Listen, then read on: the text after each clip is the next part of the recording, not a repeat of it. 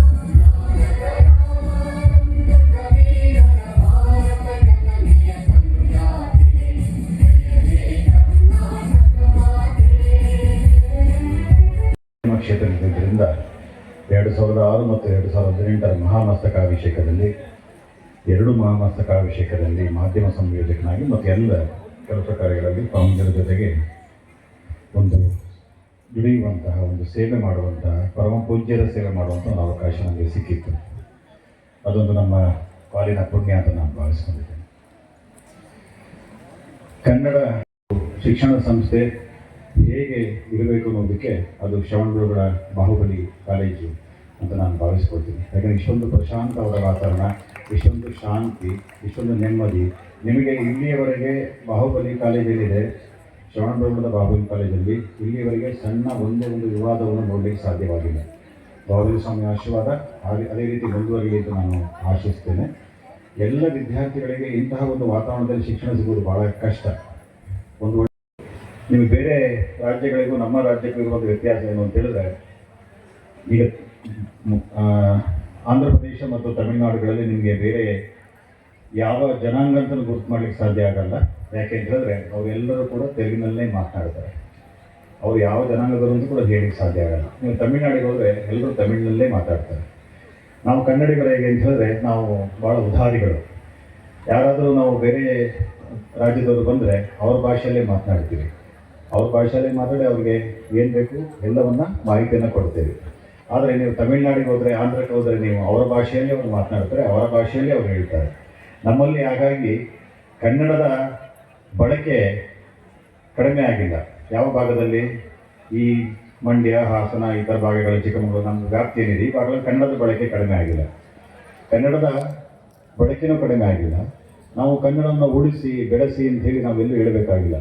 ನಾವು ಹೇಳಬೇಕಾದಷ್ಟೇ ಕನ್ನಡವನ್ನು ಬಳಸಿ ಅಂತ ಹೇಳಬೇಕು. ಅತಿ ಹೆಚ್ಚು ಕನ್ನಡವನ್ನು ಬಳಸಿ.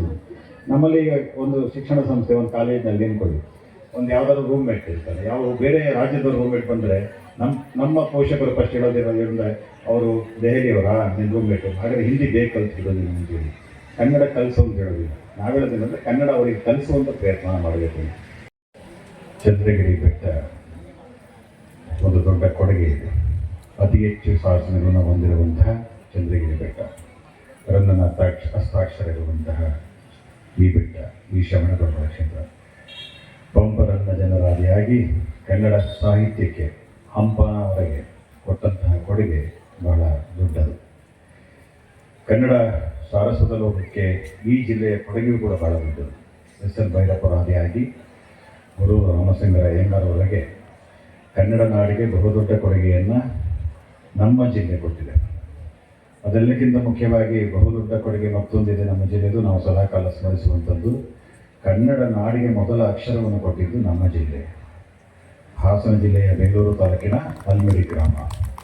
ಇವತ್ತೇನಾದರೂ ಕನ್ನಡಕ್ಕೆ ಶಾಸ್ತ್ರೀಯ ಭಾಷೆಯ ಸ್ಥಾನಮಾನ ದೊರೆತಿದ್ರೆ ಅದಕ್ಕೆ ಪುರಾವೆಯನ್ನು ಕೊಟ್ಟದ್ದು, ಅದಕ್ಕೆ ದಾಖಲೆಯನ್ನು ಕೊಟ್ಟದ್ದು ನಮ್ಮ ಜಿಲ್ಲೆ ಅನ್ನುವಂಥ ಹೆಮ್ಮೆಯಿಂದ ನಾವು ಹೇಳ್ಕೊಳ್ಬೋದು.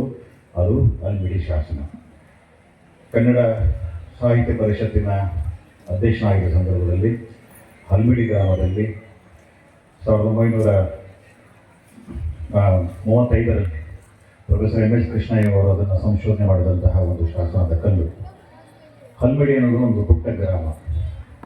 2002-3ರಲ್ಲಿ ನಾನೇ ಹಲ್ಮಿಡಿ ಗ್ರಾಮದ ಬಗ್ಗೆ, ನಮ್ಮ ಕನ್ನಡದ ಶಾಸನದ ಬಗ್ಗೆ ವಿದ್ಯಾರ್ಥಿಗಳಿಗೆ ಕೇಳಿದಾಗ ಯಾರಿಗೂ ಕೂಡ ಅಷ್ಟೊಂದು ಮಾಹಿತಿ ಇರಲಿಲ್ಲ. ಕನ್ನಡದ ಮೊದಲ ಶಾಸನ ಬರೆದಂತಹ ಗ್ರಾಮ ನಮ್ಮ ಜಿಲ್ಲೆಯಲ್ಲಿ